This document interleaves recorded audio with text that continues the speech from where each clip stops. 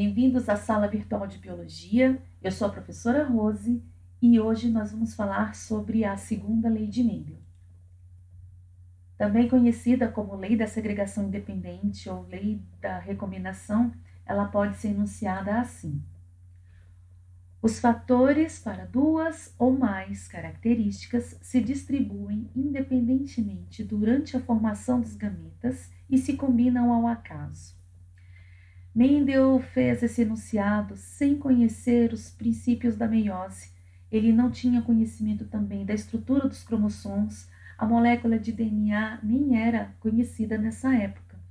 Mas ele fez observações muito corretas, muito certeiras, analisando matematicamente todos os resultados que ele fez durante todo o período da sua experiência.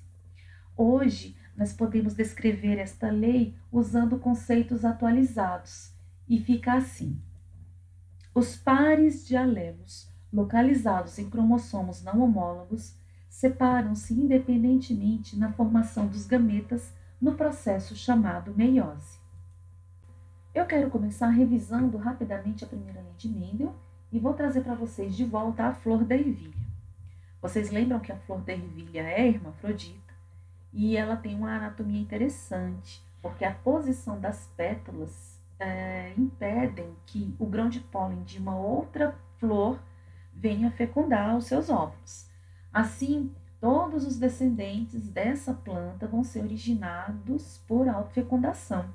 Então, esses descendentes vão sempre ter as características dos seus ancestrais. E a sua descendência também vai repetir essas mesmas características. Mendel chamou esse grupo de plantas de puras, porque elas certamente sempre vão apresentar a mesma carga hereditária dos seus ancestrais. Então, ele procurou fazer uma fecundação cruzada para ver o que acontecia. Ele selecionou uma planta com uma característica contrastante, por exemplo, cor da semente, e ele cortou dela as anteras. Foi numa outra planta que apresentava uma outra característica contrastante e trouxe artificialmente os pólens daquela planta. Essa planta receptora, então, pôde ser fecundada, ela gerou frutos, formou novas sementes e, só para recapitular, esse primeiro grupo de plantas do experimento apresentavam, então, por gerações e gerações, sempre a mesma característica hereditária. A geração F1, então, descendente desse cruzamento, trouxe um resultado surpreendente. Todas as sementes nasceram com uma característica só, e nesse caso, a cor amarela. Não importava aí quem era o doador, quem era o receptor, podia ser vice-versa, que o resultado era sempre o mesmo. 100% dos descendentes do cruzamento entre gerações puras davam descendentes com uma única característica, cor amarela. Agora, permitindo que esse F1 fizesse autofecundação, notou então na geração F2 o surgimento daquela característica desaparecida na geração anterior.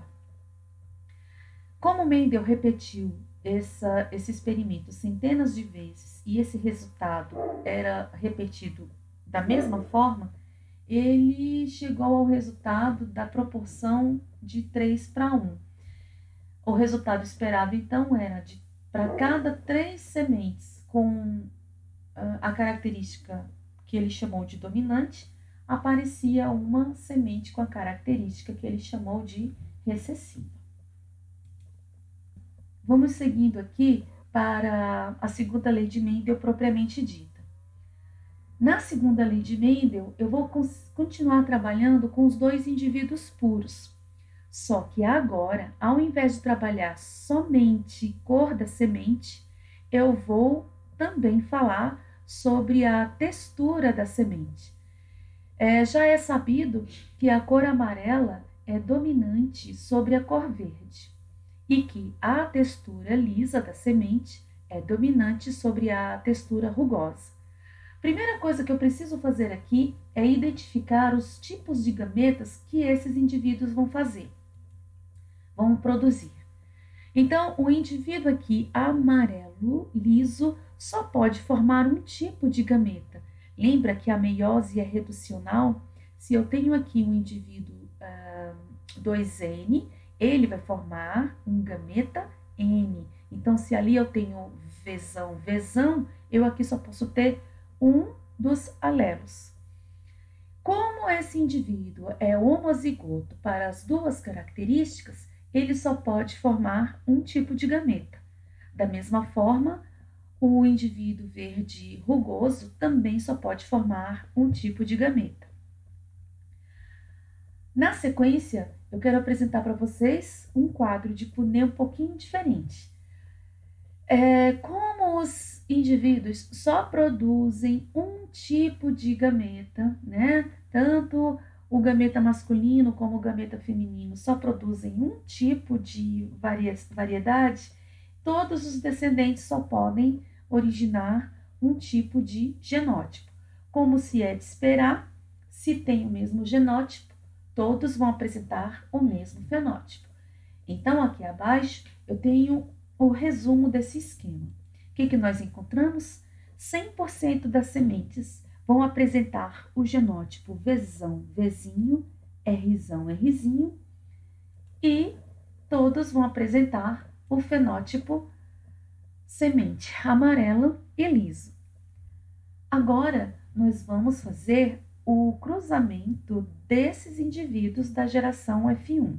Lembrem, todos esses nascidos aqui fazem parte da geração F1. Eu tenho agora o cruzamento dos indivíduos da geração F1. Vocês lembram, no slide anterior, que o F1 nós vamos ter indivíduos heterozigotos. Imaginando então uma autofecundação ali, eles são heterozigotos, eu preciso identificar os gametas que eles podem formar. Lembram que os alelos vão se separar lá na meiose? Então, o Vzão se separa do alelo Vzinho, o Rzão se separa do alelo Rzinho e eles vão se combinar aqui ao acaso.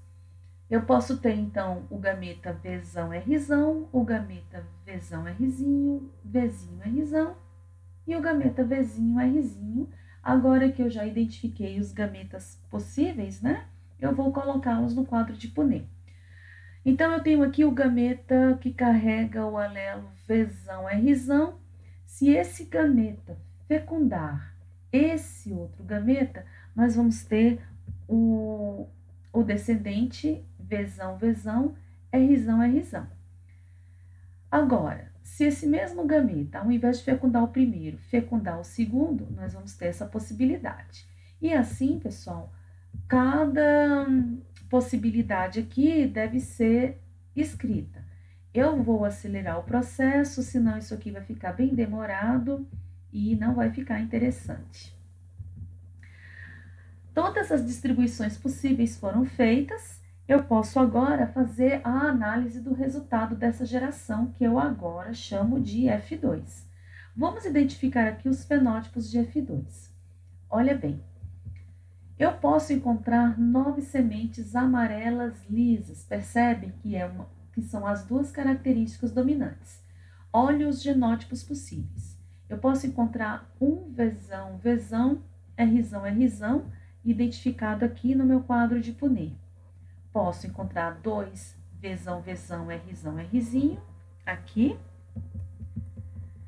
Posso encontrar 2 Vzão, Vzinho, Rzão, Rzão, posicionados aqui no quadro de Punnett.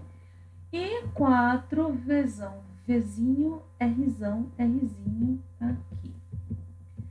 Apenas a título de curiosidade, esses 4 genótipos encontrados são idênticos aos pais.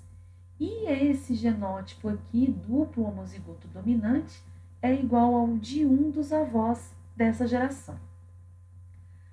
Eu posso encontrar mais um fenótipo? Posso. Semente agora amarela rugosa. O primeiro caráter dominante, o segundo caráter recessivo. Eu tenho lá o genótipo Vzão, Vzão, Rzinho, Rzinho, encontrado aqui. Semente amarela rugosa. E 2 Vzão, Vzinho, Rzinho, Rzinho, também amarelo rugoso. Mais um fenótipo, 3 verdes lisas. Primeiro caráter recessivo, o segundo caráter dominante. O genótipo possível, Vzinho, Vzinho, Rzão, Rzão, posicionado aqui, ou 2 Vzinho, Vzinho, Rzão, Rzinho, posicionado aqui. E o último fenótipo possível, uma semente duplo recessiva, né? Verde rugosa, genótipo Vzinho, Vzinho, Rzinho, Rzinho aqui, e o único também que herda o genótipo de um dos avós na geração anterior. Para fechar essa história, eu trago aqui a conclusão de Mendel. Sempre que eu tiver o cruzamento entre 2 heterozigotos, a proporção esperada é de 9 para 3, para 3, para 1, e o quadro de Punnett aqui serviu para eu fazer a demonstração dessa conclusão de Mendel. Lembrando, pessoal, que nas aulas futuras nós vamos conhecer algumas exceções para essa regra, mas por enquanto vamos trabalhar com essa proporção convencional. Mas eu vou trazer aqui para vocês um exemplo bem simples para a gente resolver casos de trihibridismo e polihibridismo sem utilizar o quadro de Punnett. Detalhe, você também pode usar esse método para o dihibridismo, vai ficar a seu critério. Vamos lá? Observando 3 características, cor da semente, forma da semente e altura da planta, num cruzamento em plantas heterozigotas para as 3 características, determine a proporção esperada em F1 de ocorrer. Letra A. Plantas altas com sementes amarelas e de superfície rugosa. Nota aí que eu estou falando de trihíbrido, né? A geração parental, as plantas são heterozigotas para as 3, por isso trihíbrido. Bom, primeira coisa a fazer para resolver bem um problema desse tipo, pessoal, é identificar, caracterizar lá as formas dos genótipos e entender os fenótipos. Então, eu vou repetir o que a gente está usando nos slides anteriores. Vzão, Vzão para cor, Rzão para forma e o Bzão aqui para altura, né? Planta alta. Eu quero destacar aqui que eu não especifiquei no enunciado, mas planta alta é uma característica dominante. Vamos guardar isso aí para conseguir resolver o problema. Segunda coisa que eu preciso fazer é identificar o genótipo dos pais. Nós já discutimos isso agorinha mesmo ao ler o enunciado. Está me dizendo que os pais são heterozigotos para as 3 características, então está aí o genótipo dos pais. Agora que eu já sei aqui o genótipo dos pais e eu preciso determinar a probabilidade aqui da prole, eu vou fazer separadamente cada característica, como se fosse 3 vezes o quadro de Punnett da primeira lei de Mendel, né? Exatamente isso. Então, eu vou começar aqui com um quadro de Punnett simples, aquele igualzinho da primeira lei de Mendel, onde eu estou especificando a altura da planta. Eu quero determinar quantas plantas altas vão nascer, né? Então, eu fiz aqui o quadro de Punnett, que vocês já estão acostumados, Bzão com Bzão, Bzão, Bzão, Bzão com Bzinho, Bzão, Bzinho, Bzão com Bzinho, Bzão, Bzinho e Bzinho, Bzinho. A proporção, então, de plantas altas está aqui, né? Esse aqui vai dar planta alta também, planta alta também. Então, eu tenho uma proporção aqui de 3/4 de plantas altas.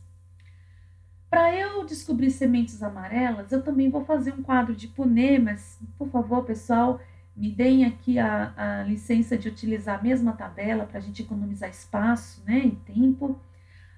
Calcular sementes amarelas vai ser da mesma forma, só trocando as letras. Então, eu teria o mesmo resultado. Eu terei, né, Vzão, Vzão, Vzão, Vzinho, Vzão, Vzinho e Vzinho, Vzinho. Eu também terei 3/4 de sementes amarelas. Mesma coisa, superfície rugosa, nós já aprendemos que o rugoso é um alelo recessivo. Se fazendo o mesmo quadro, só trocando as letras, eu vou encontrar apenas 1/4 de semente de superfície rugosa. Agora que eu fiz tudo separadinho, né, cada um com um quadro de Punnett, eu vou usar a famosa regra do E, que nós já aprendemos também nas aulas anteriores. Eu quero plantas altas e amarelas e rugosas. Multiplicação, então. 3/4 vezes 3/4 vezes 1/4, o meu resultado vai ser 9,64 de sementes com esse genótipo específico aqui perguntado pela alternativa A. Imagina eu construir esse quadro de Punnett. São 69 quadrinhos, né? São 64 quadradinhos para você fazer essa análise. Tem um outro exemplo aqui, ó.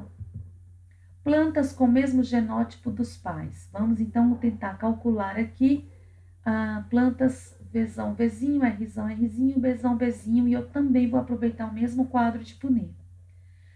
Para as plantas nascerem Vzão, Vzinho, eu vejo que eu só vou ter 2 possibilidades em 4, né? 2/4.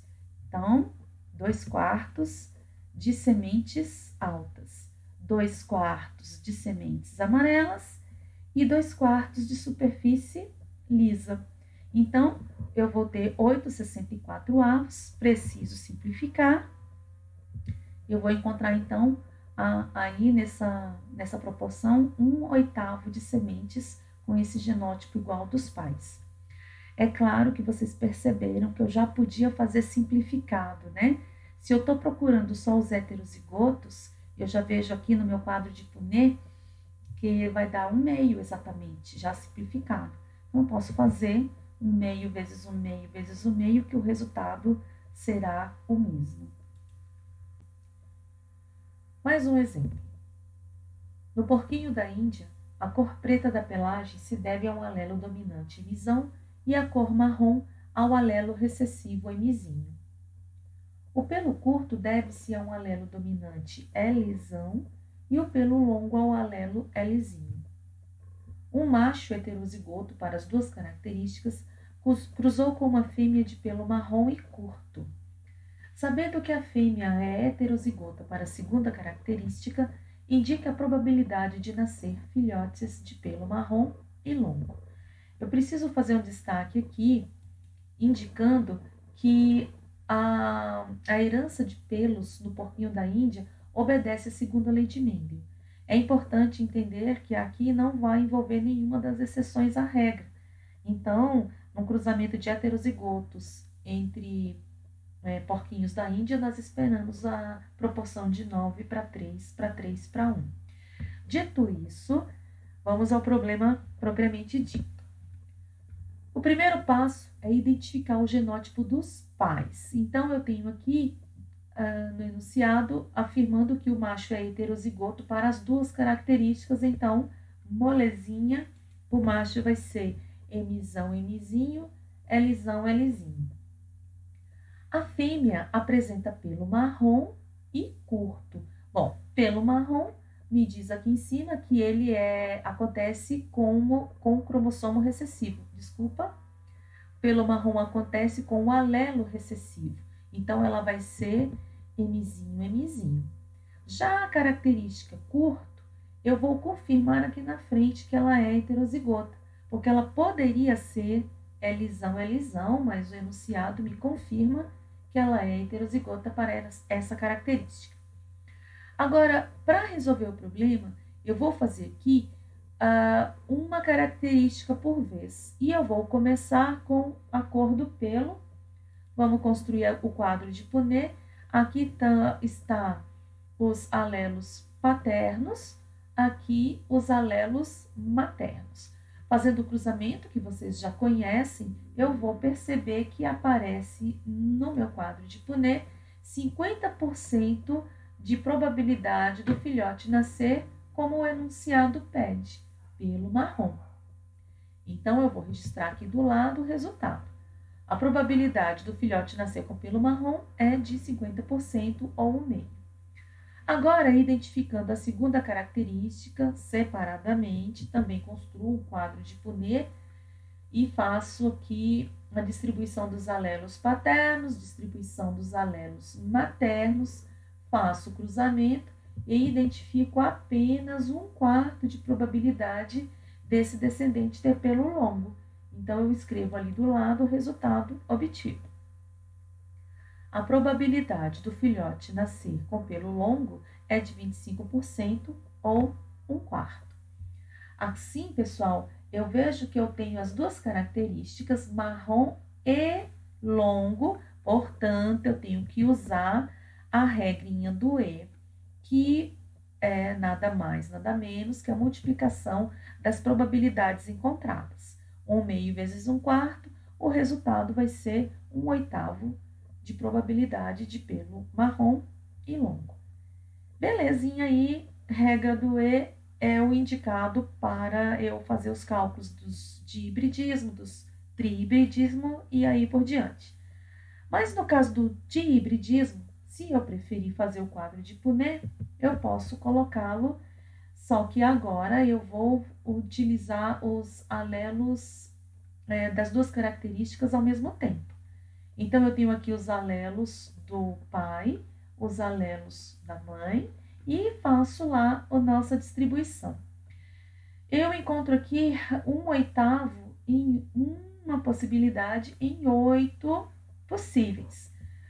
Não completei o quadro de Punnett porque, gente, esses alelos vão ser repetições, ó. Repetição, repetição, então eu vou ter repetições aqui. Basta então eu fazer essa metade, vou ter o resultado de 1/8, igualzinho aqui à regra do E. Mas se você ficou na dúvida da lógica dessa história de eu fazer só a metade do quadro, tudo bem, vamos fazer o quadro completo. Você vê que o quadro completo, fazendo todas as distribuições, você vai encontrar aqui dois genótipos procurados, Mzinho, Mzinho, Lzão, Lzão. Então, são 2 em 16 possibilidades.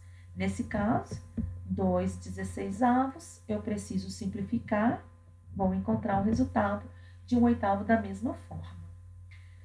Então, a gente nota que no caso de hibridismo, até dá para eu utilizar o quadro de Punnett, belezinha. Ele vai ser um pouquinho mais trabalhoso, mas tudo bem. Agora, imaginar fazer o quadro de Punnett com 3 casos de hibridismo já fica um bocado complicado, é melhor ir pela regra do E mesmo. Para finalizar, eu trago aqui a tabela com fórmulas gerais que vai ajudar bastante na resolução dos problemas. E isso vale para todos os casos de hibridismo. Eu trouxe aqui um exemplo de trihibridismo, né? Então, eu tenho aqui, por exemplo, Azão, Azinho, Bzão, Bzinho, Czão, Czinho, é um tríhíbrido. Nesse caso, usando a tabela aí das fórmulas gerais, como que eu vou determinar os pares de alelos em heterozigoses? Bom, é só contar, né? Ó, 1, 2, 3 pares de alelos. Então, o N vai ser igual a 3. Se eu perguntar qual vai ser o número de gametas formados, indo lá na fórmula geral, 2 elevado a N, então eu terei 2 elevado a 3, eu vou encontrar 8 tipos de gametas formados, né, para cada indivíduo. Se eu quiser saber o número de combinações possíveis entre os gametas, a fórmula geral, 4 elevado a 3, eu vou encontrar 64 combinações possíveis. E se a pergunta for relacionada aos fenótipos, né? Quantos fenótipos diferentes eu posso encontrar? 2 elevado a 3, eu posso encontrar 8 fenótipos diferentes. E, finalmente, para eu calcular o número de genótipo diferente, 3 elevado a 3, 27 genótipos diferentes no cruzamento desses indivíduos. Então, pessoal, é isso.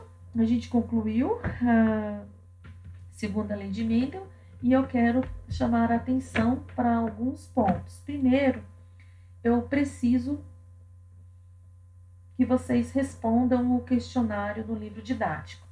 Quem não fez o questionário do capítulo 1, aproveite a oportunidade, vá lá e faça. Reúna suas dúvidas e compartilhe essas dúvidas no mural do Google Classroom. A sua dúvida pode ser a mesma do seu colega e isso vai colaborar na próxima apresentação. A próxima aula vai tratar o capítulo 3 do seu livro, Grupos Sanguíneos e Polialelia. Quem se sentir à vontade, tranquilo para isso, faz a leitura prévia para acompanhar a próxima aula. Agora, forte abraço, bons estudos e até a próxima.